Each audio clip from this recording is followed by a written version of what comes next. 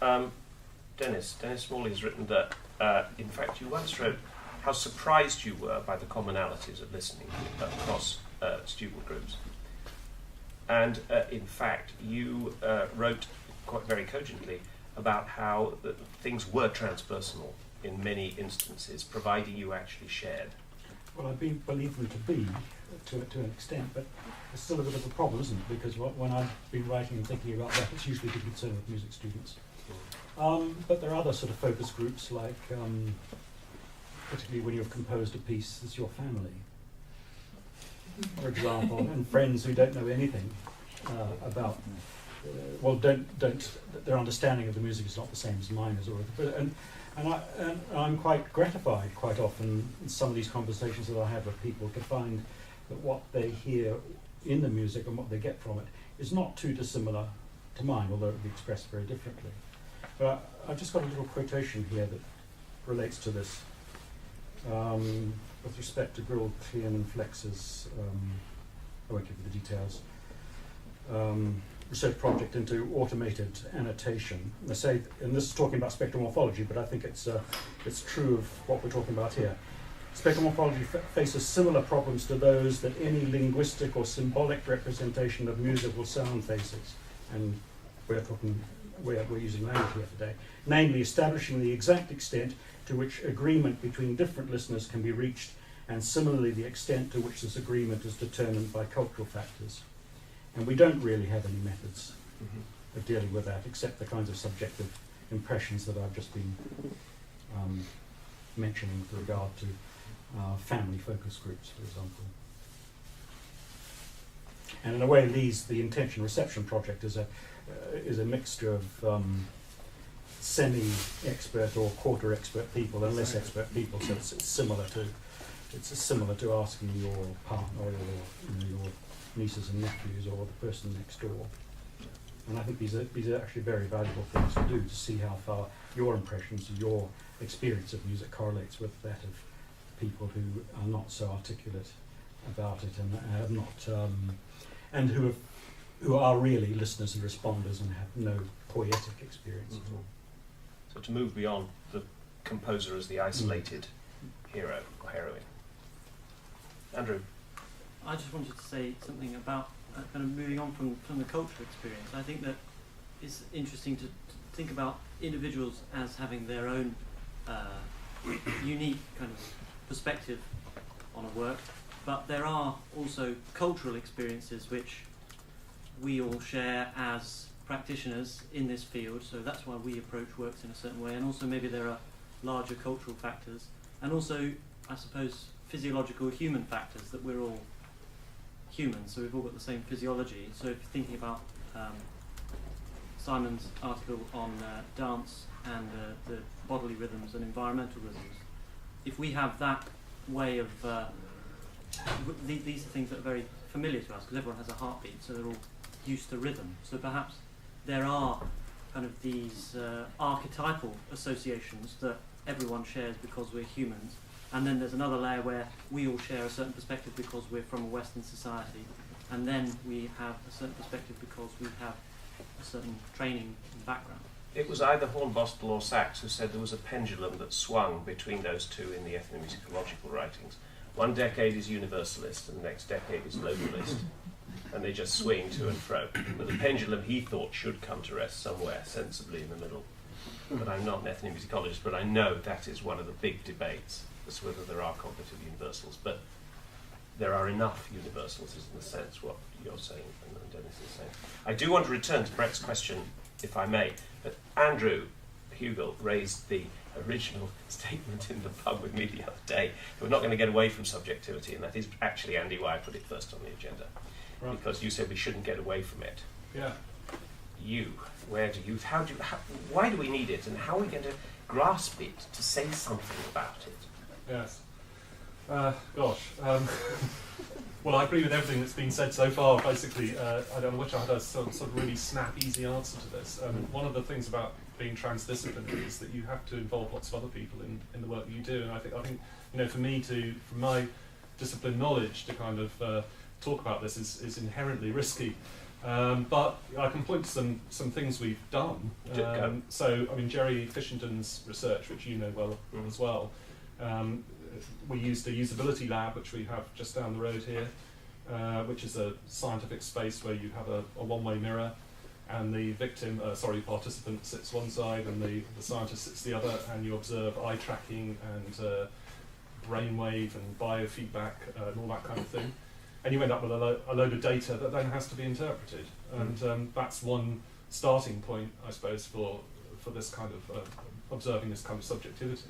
I suspect what you end up with, because I think Catherine's right, everybody is unique and each experience is unique, and within the experience there are unique sub-experiences and all the rest of it. You end up observing general patterns and overall impressions from this data. You're not going to arrive at kind of hard and fast conclusions.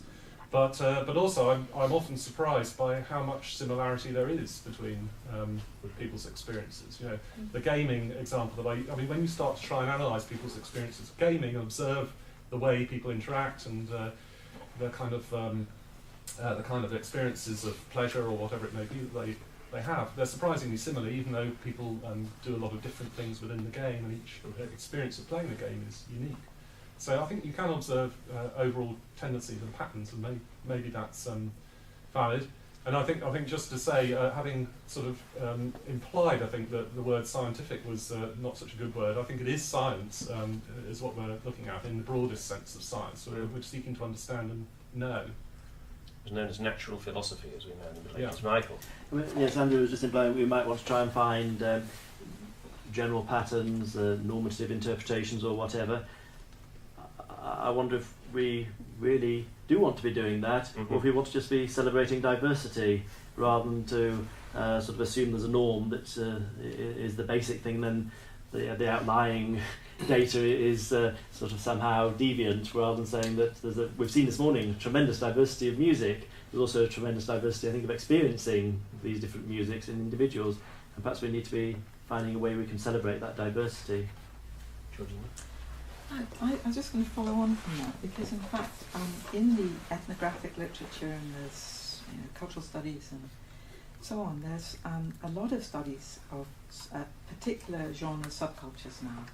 I don't know how many of you know the book by Robert Walser on heavy metal, for example, or Dave Lang on punk, or whatever it is. I mean, we have many accounts now, and following from Michael's point, I mean, there is your midpoint there, Sam. That is, what we know is that these subcultures, that's my word, but we could think of communities of practice, if we were looking more at the sort of practice-oriented end, they do share values, they share certain aesthetic understandings, certain forms of experience, certain kinds of interest, ideological underpinnings, which is very prevalent in a couple of the presentations today, but not made explicit, And so these things they can be also got at from a very different, much more humanistic, ethnographic or cultural end, and through the tracing of autonomic responses, And the problem with the autonomic is how you move from that back to culture, back to the aesthetic. And that seems to me very difficult. But we can empirically study these kind of communities of interest and value. Back to Andrew. I just wanted to add one more thing, actually, that kind of follows on from what was just said. I think celebrating diversity is great, but in terms of Jerry Fishington's work, just that people know, he did a series of experiments a year ago, and then did the same experiments but with refined content this year. He's been able to use what he's found to develop his actual work. So he's looking to evoke particular experiences or sensations in the audience member, if you like, the user. And so the analysis has had a practical value, which perhaps ties into some of the questions about why are we doing this. I think there is some incremental benefit that can be gained in terms of improving practice, improving expression. I did want to get back to Brett's question because it was so fundamental, but the idea of the subjectivity, I'm just minded to think of an onion. It's layers. Because we don't need, and I don't think we want to come up with a holistic model of something that will sort out the entire world for us, because it would be impossible. There are different kinds of analysis for different functions. So I'd like to now switch, but it's not really a switch, because it embodies everything we've just been saying, to Brett's fundamental question. Why analyze? Now, we've got some people from education in the room, we've got composers in the room, and Leigh and I decided not to dodge the word analysis. Can I say I had doubts about it because of certain agendas from certain political areas in which I felt that we might possibly be better off using other words. And the answer was no. I'm an academic and I'm proud. At the same time, I want communicative discourses to get across to a wider group of people. So we're in education. You are them. You've flown in all the way from Corfu. Why do you want an educational program in analysis? Typical analysis, especially if it is geared from the viewpoint of the listener, then the child can have something what Leigh says to hold on to. Especially electroacoustic music is sometimes hard to grasp for children. So, describe your work a little bit in one sentence. For children, for the children. Well, I like to approach the broader spectrum of sound with children, not just like classical. And in that context, in trying to introduce the soundscape music and also electroacoustic music, the broader electroacoustic music, I find that I have to have some tools that the ones that we have so far, they're not enough. So some shapes sometimes help to see how this sound might look like, to see the spectrum, to produce their own sound and see how this might look like. So actually a lot of visualization of sound seems to help them understand how a piece works. I hesitate always with Greek-speaking people to use the term meta, because I know it's got wrong in English. But the meta question above that, why do you actually, what are you trying to do with the children? What is the aim actually? The aim for me is to get to composing more. So it's to understand how some other person has done it, so see patterns so they can produce patterns in a way. To understand patterns. Yeah. More on why, Brett. Just thinking the last analysis I did was actually one of my own pieces. And so being explicit about the goal, I said one goal is I want to communicate to others some important aspects of how I shaped the materials. And secondary goal would be also in order to demonstrate a particular theoretical concept. And if I'd add one now, because I would probably use it in the class in the future, I'd also hope that that thing would help students understand better ways of organizing materials in absence of a time and pitch ladders. So there's some very, very specific goals. And in terms of a particular tool that helped me get there, within this analysis, which is a graphic score I used, there are isolatable objects that I was able to give visual objects for. But I then created this line. As it rose or fell was an indicator of my subjective sense of stability or instability of the energy of the materials.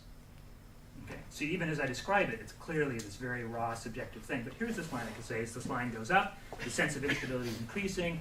As it comes down, it's becoming more stable. Fundamental Gestalt sense that drove my idea of how to link the materials together and to create a larger arc. So there was a very practical thing, this graphical element that represented something subjective. And hopefully by me sharing that subjective point would help others recognize those patterns in work themselves, potentially create those own kinds of patterns in their own work. In a sense, those are nicely relating. We have Ben and